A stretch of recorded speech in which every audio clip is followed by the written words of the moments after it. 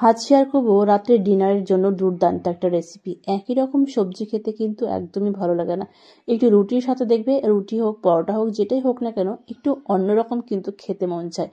আর সেটার জন্য হয় চটজলদি। তো তার জন্য চলো আজকে দুর্দান্ত একটা রেসিপি তোমার সাথে শেয়ার করছি। এর জন্য বেশ কয়েকটা আমি এখানে পেঁয়াজ কুলি নিয়েছি। পেঁয়াজ কুলিগুলো এখনো ধোয়া হয়নি। তো ওই যে ফুলটা ছিল সেটা ফেলে দিয়ে এবার এটাকে বেশ ভালোভাবে ধুয়ে জলটাকে আমি বেশ ঝরতে দেবো। আর এদিকে দেখো প্যান বসিয়ে দিয়েছি। এখানে দিচ্ছি এবার 2 চামচ মতো সর্ষের তেল। প্যানের চারদিকে বেশ তেলটাকে একটু ছড়িয়ে নিতে হবে।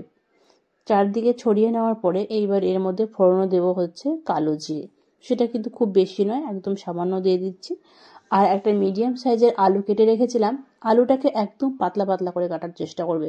একদম পাতলা পাতলা করে কেটেছি। আর আলুটাকে এক জায়গায় নয়, চারদিকে একটু ছড়িয়ে দিতে হবে।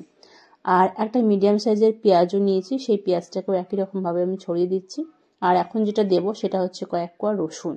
অতিরিক্ত নয়, আবার একটু পেঁয়াজ রসুনের পরিমাণটা একটু সম পরিমাণই করার চেষ্টা করলাম, পরিমাণটা যেন দুটো সমান হয়। আর এইবার হচ্ছে 2টো কাঁচা লঙ্কা দিয়েছি। আর একটা মিডিয়াম সাইজের টমেটো কেটে রেখেছিলাম পাতলা পাতলা করে, সেটাও দিচ্ছি। সব কিছু এভাবে একটু ছড়িয়ে সাজিয়ে দিলাম। আর এবার দিচ্ছি ওপর থেকে নুন। নুনটাও কিন্তু খুব সাবধান মতো দেওয়ার চেষ্টা করবে, প্রথমে একবার অনেকটা দিয়ে দিও না। এবার ঢাকা চাপা দিয়ে এইভাবে কিছুক্ষণ মতো হতে দেব। আর এইদিকে দেখো যে পেঁয়াজ কুলিগুলো বললাম ধুয়ে রেখেছিলাম, সেই পেঁয়াজ কুলিগুলো একদম সরু সরু করে কেটে নিতে হবে। খুব বেশি সরু করার দরকার নেই, আবার খুব মোটা মোটা করার দরকার নেই। এরকমভাবে কিন্তু কাটলেই হবে। তো সবগুলো পেঁয়াজগুলি আমি এভাবে ছোট ছোট করে কেটে নিচ্ছি।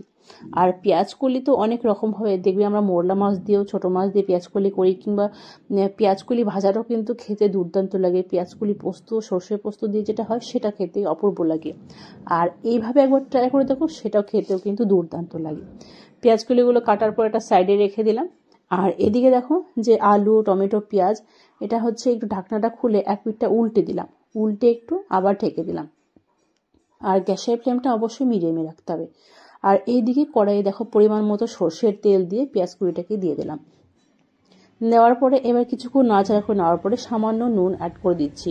খুব বেশি নুন কিন্তু দেওয়া যাবে না, যেহেতু আমি আলু টমেটো ওইদিকে যেটা প্যানে বসিয়েছি সবজিটা, তার মধ্যে কিন্তু নুন দিয়েছি, ওই জন্য এখানে আমি আরেকটু নুন অ্যাড করে দিলাম।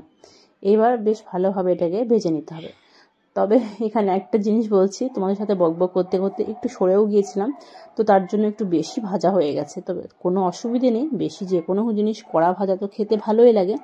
তবে চেষ্টা করবে ভাজাটা যেন একদমই কম হয়, সবুজ ভাবটা যেন বেশি থাকে।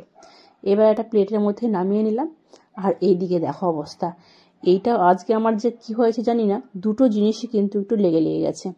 তবে কোনো অসুবিধে নেই, কি আর বলবো। এটাও আমি একই রকমভাবে সেই প্লেটের মধ্যে নামিয়ে নিচ্ছি। আজকের টেস্টটা কিন্তু এটার একদমই অন্যরকম হবে। তো প্লেটে নামিয়ে নেওয়ার পর এটাকে ছড়িয়ে একটু ঠান্ডা করে নিতে হবে। আর পেঁয়াজ কলি, আলু, টমেটো, রসুন, লঙ্কা সব কিছু একবার এভাবে ট্রাই করে দেখবে, রুটির সাথে অসম্ভব ভালো লাগে। আর এই সময় হচ্ছে এটাকে সব কিছু হাতের সাহায্যে টিপে টিপে মেখে নিতে হবে। পেঁয়াজ, টমেটো, আলু, রসুন, আর হচ্ছে এই যে পেঁয়াজ কলি সেটাও। তবে লঙ্কাটা এই সময় কিন্তু কম বেশি করে নিতে পারবে, রুটির সাথে অসম্ভব ভালো লাগে। ভিডিওটি ভালো লাগলে অবশ্যই লাইক, কমেন্ট, বেশি বেশি করে শেয়ার।